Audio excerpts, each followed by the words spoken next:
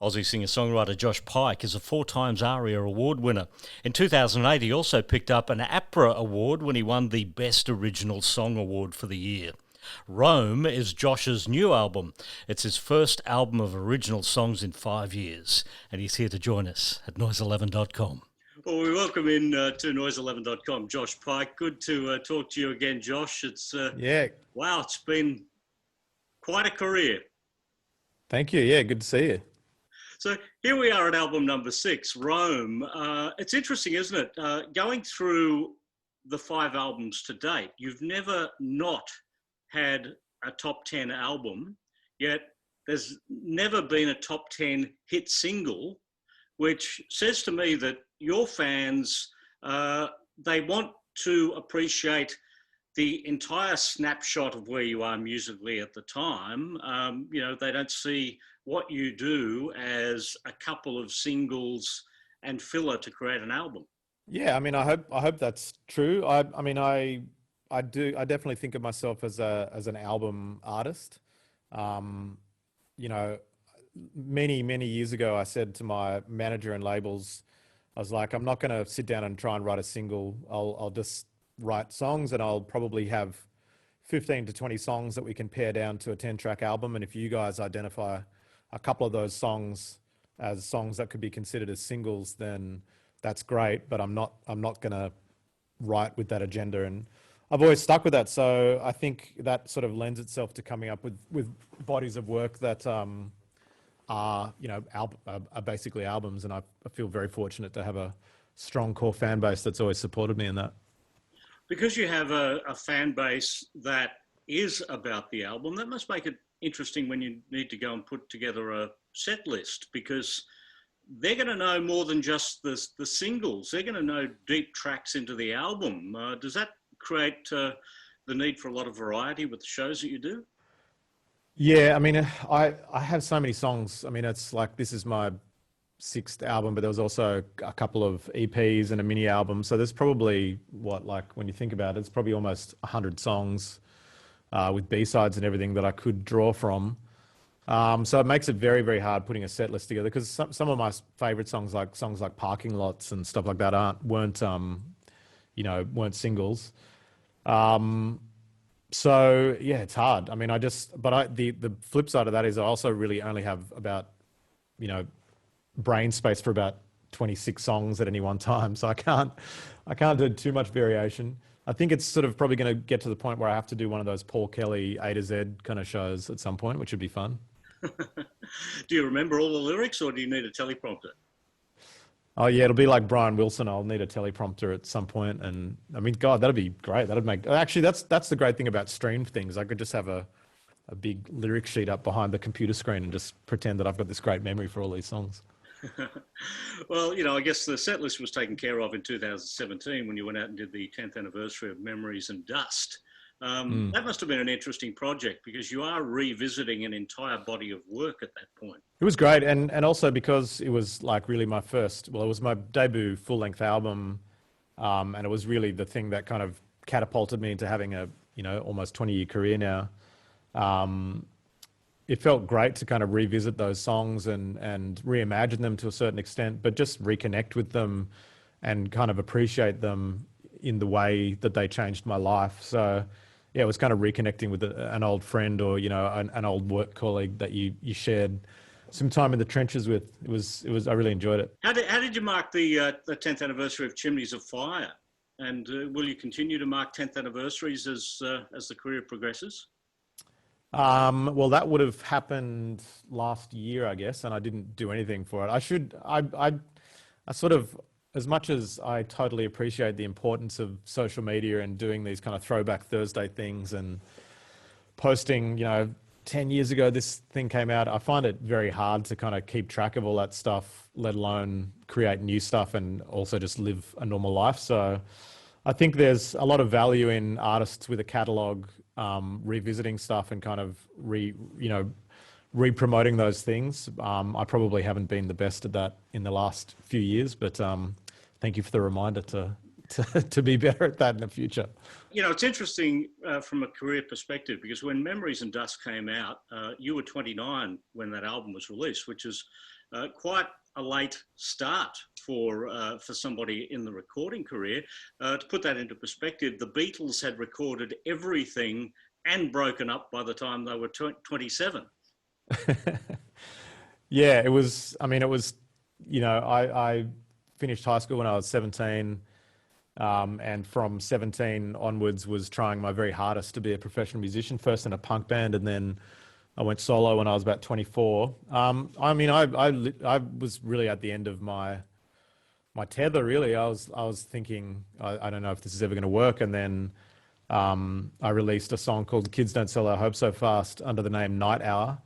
And that got added to high rotation on Triple J, and things started to slowly kind of kick off from there. I got a manager and then slowly got a label. So I'd released Middle of the Hill, I think, came out in 2005. So yeah, there was still a bit of a gap between starting my solo career and even having Memories and Dust out. But it was a if it was an overnight success, it was a very long night, as they say. I guess the life experiences that you've had the opportunity to write about and release, through your songs. So 29-year-old Josh and Memories and Dust, how would that have compared had the debut album came out when you were 19 years old? Yeah, I mean, it's vastly different. I mean, when I was 19, I still think I was writing songs that I still listen to and think are good. I still like them, but I was writing in a very different style. I was a punk artist. I mean, I was in a band that was kind of like early Foo Fighters or At the Drive-In or Trail of Dead, bands like that. I think lyrically it was still touching on similar themes, but absolutely. But by the time my first solo work came out, I'd lived a very full life. I'd traveled a lot. I'd worked a lot. I'd had many, many different types of jobs and relationships, and I had a lot of life experience to draw on.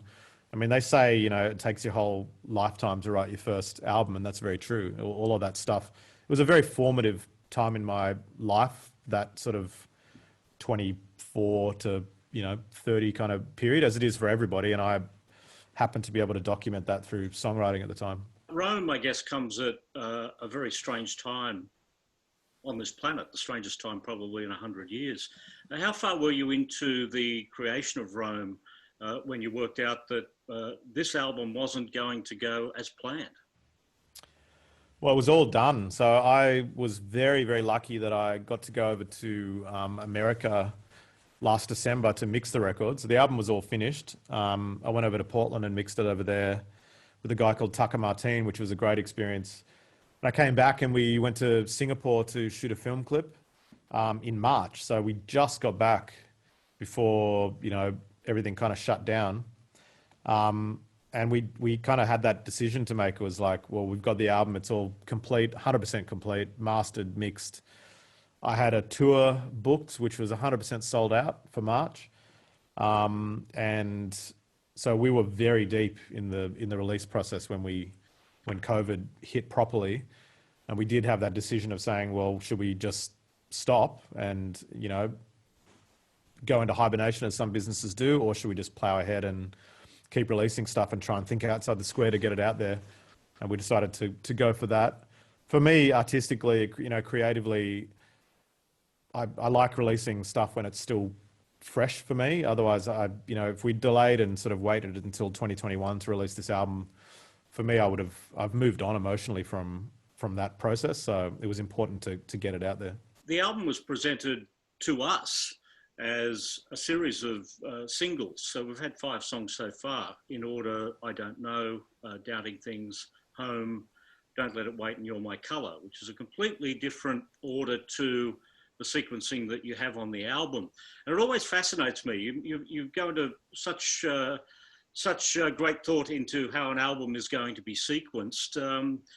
What's the thought process then behind the songs coming out initially in a different order? It's almost like you're telling a story, but in a different order.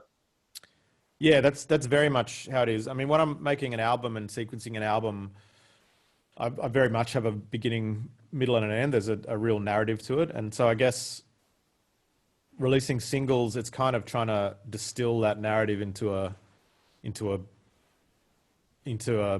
succinct kind of format. So the song I Don't Know was very much an introduction to the themes on this album, which do delve into, sort of facing yourself, the issues about surrounding anxiety. It was kind of like an reintroduction to my core fan base, and acknowledging that this song was kind of explaining why I'd taken the time off, and also why I was coming back. Doubting Thomas was very much kind of exploring the process of recording the album and the experimental nature in which I was recording, and some of the new sounds and stuff like that. Don't Let It Wait was, that we came up with that order during COVID, and for me it just seemed like such a sentiment that people could relate to during this period. Same with Home, the song Home. It was very much not necessarily to do with the album, but kind of responding to the times that we were in.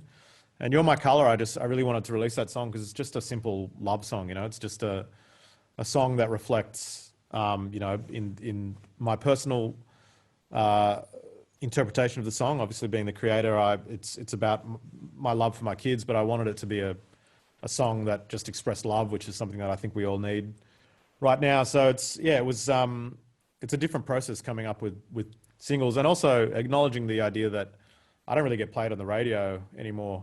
So I was not bound by the idea of releasing traditional singles. It was very much about telling a different type of story directly to my fans.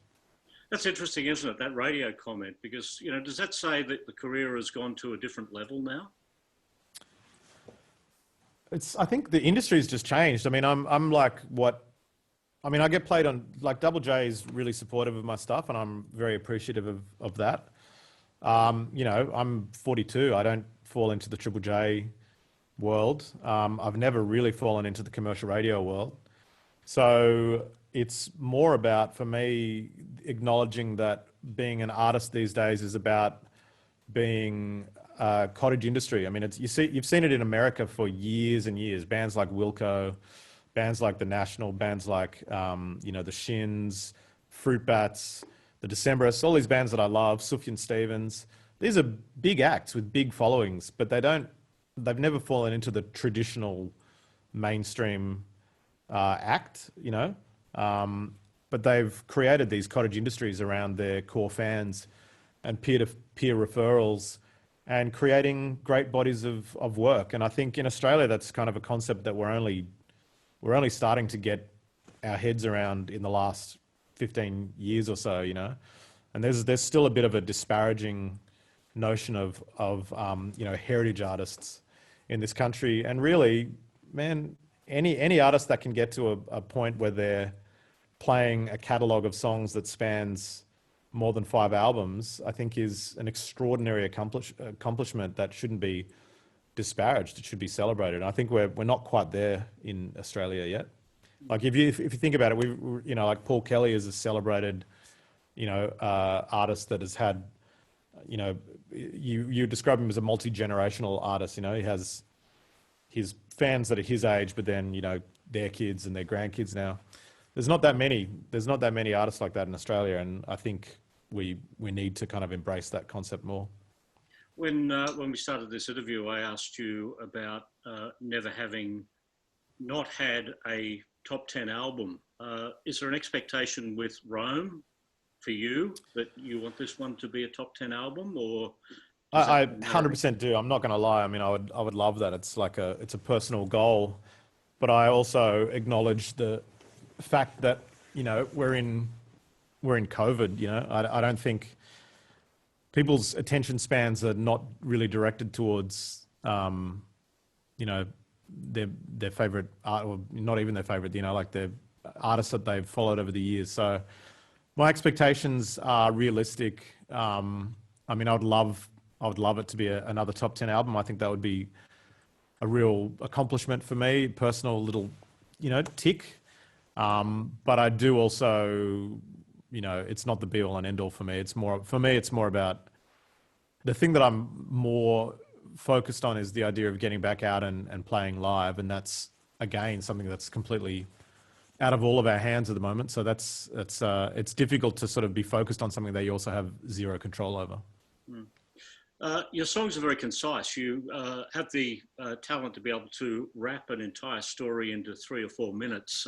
Very rarely do you go over 5 minutes. There have been 5 Josh Pyke songs on those 5 albums that have gone over the 5-minute mark, the longest being Love Lies at 5:22. And you've gone to epic mode on this one with Where Goes the Girl, a new Josh Pyke record coming in at 6 minutes 16. Yeah, they're always the last songs on the album. That's kind of a pattern that I've stuck to. You know, I like to have bookends to records, and so things like, you know, Love Lies or Summer to Rust With, or Where Goes the Girl, or always, you know, Where Two Oceans Meet. I've always had the final songs long, meandering kind of closing songs that kind of wrap up the themes that have been explored on an album, and also the sounds, and just, you know, have more liberty to kind of go to town. I'd love to do a tour one day, which is first and last, like just play the first and last song from every album. I think that'd be really cool. That'd be fantastic, actually. You heard it first. Yeah, patent that idea.